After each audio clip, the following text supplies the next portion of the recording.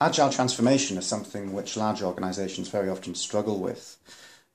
It's almost as though once organisations achieve scale, say you were a startup and you were very successful and you grew and became what you might term an enterprise, it's almost as though something ends up being lost, the agility is lost. And of course this is a shame.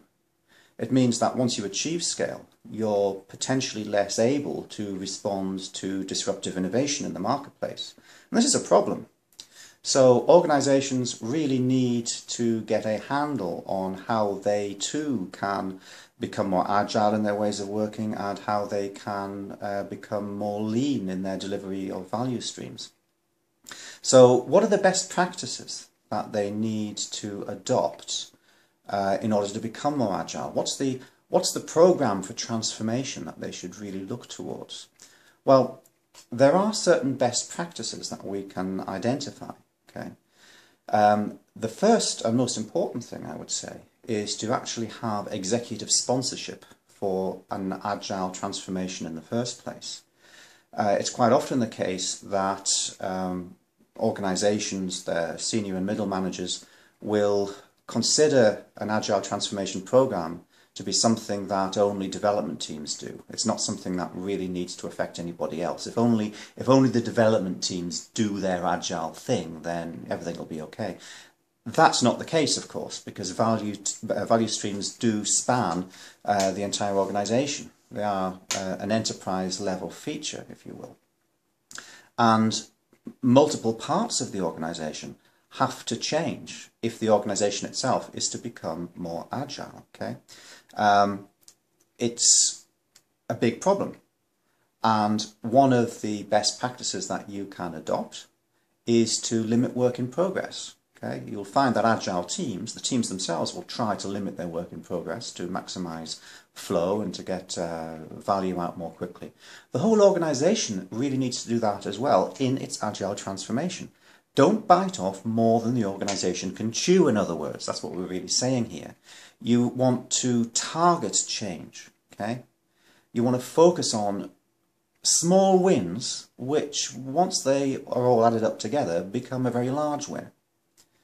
So, the next thing that you need to focus on as a large organisation is to get coaches in place who have that executive sponsorship for an agile transformation across the whole organisation.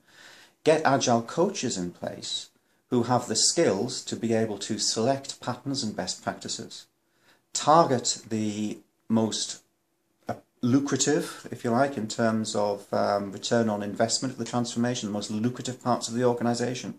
Okay, they might choose one team rather than another. They might choose to target certain management behaviours rather than certain developer behaviours, or vice versa.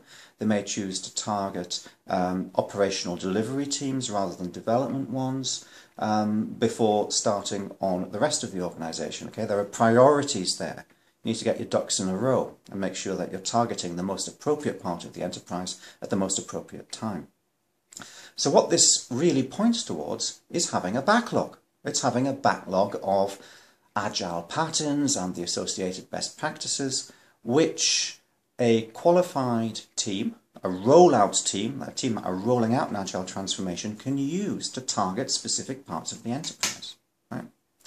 Now, these patterns will have acceptance criteria associated with them. Because the rollout team, of course, will need some way of gauging when a pattern has been successfully applied. Right?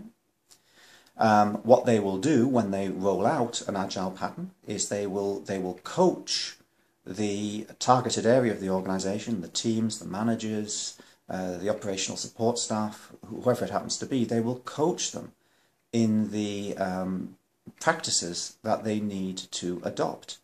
The teams themselves, these, if you like, change targets, for want of a better term, these targets themselves may not even know that there's a full agile transformation program underway. All they really need to know is that change is expected of them and it has executive sponsorship. Okay, that's the really important thing. So there's no need to sort of blind them with Agile patterns or any of the details and the theory behind Agile practice. It's the rollout team's job to coach them in ways that get the results for them. Okay, that's a really important point. You can't really expect the staff, the people within an organisation, to be Agile experts or to be methodologists. They care about the work that they are doing and the value that they need to deliver. So a rollout team who are coaching an organisation in Agile practices need to be sensitive to that. The next thing to consider is inspection and adaptation of the Agile transformation process. What we need here is something like a transformation heartbeat. We need a regular cadence during which the organisation, its stakeholders, senior managers, through the rollout team, can inspect and adapt Agile adoption and how it is done across the enterprise. Okay? So these Agile patterns and practices that are being applied, that are being targeted to certain areas of the organisation, those acceptance criteria at a regular interval, at a regular cycle, at a regular cadence, should be inspected. Have these acceptance criteria now been met? For example, if a particular team is being coached on limiting their work in progress, and let's say for the sake of argument that they are having the acceptance criteria for them is to have 3 items of work in progress at any one time, then once the rollout team, the team that are overseeing this Agile transformation, once they see and are satisfied that a work in progress limit of 3 has been applied and sustained by that team, then they could deem that the associated limited WIP pattern has in fact been satisfied, right? Which of course is a good thing. However, in an Agile transformation, we need to be careful to make sure that the acceptance criteria which we determine are appropriate for certain targets for change in an organisation, we need to make sure that once those acceptance criteria are met, that organisational value, the value we would expect, is actually being delivered.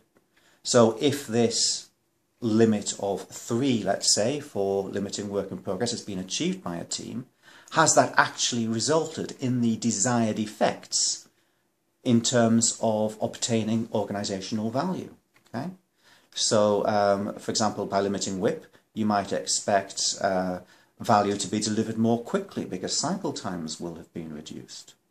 You'll expect less depreciation. Okay? You might expect more frequent releases as a result of throughput increasing. You need to check, has this actually happened as a result of applying this pattern and its associated best practices to these acceptance criteria? Right? If it hasn't happened, if you haven't seen those benefits, then that implies that either the acceptance criteria are wrong or something else needs to be done as well. Okay? Maybe you need to roll out another pattern, such as release orchestration, before you see those particular benefits that you're looking for. All of this, the interpretation of the results of Agile adoption, the determination of whether or not value has been delivered, this is the responsibility and the remit of the rollout team. Okay? What they're actually doing is engaging in a validated learning process. They're checking to make sure that the patterns that are being applied are in fact delivering the value that is expected. They're modifying the pattern backlog accordingly. They're changing the patterns that are on it. They're changing acceptance criteria in the light of experience. Okay, so that's really what defines a good Agile transformation. It's being able to inspect and adapt the process. It's being able to separate the acceptance criteria that you have for very limited changes that the organisation can absorb, and understanding how those acceptance criteria should relate to the actual organisational value that you're expecting to see. Okay? The hard parts of Agile transformation are, firstly, getting executive sponsorship. That is always hard. It sounds like it should be trivial, But in practice, you quite often find that the real sponsorship is not there. And the second thing that's hard is getting credible and valid acceptance criteria in place for the changes you wish to roll out across the organisation. These considerations are the underpinnings of the Startup at Scale framework. What we do in Startup at Scale is we concentrate on validated learning, on rolling out the patterns on a well-structured pattern backlog by a qualified rollout team that has sufficient and appropriate executive sponsorship. We look at obtaining actionable metrics so we can gauge whether or not those acceptance criteria are appropriate for the results that we expect. There are 12 components in all, and each of them plays an important part in helping an organisation to fulfil its Agile transformation programme and to become what we might really call a startup at scale.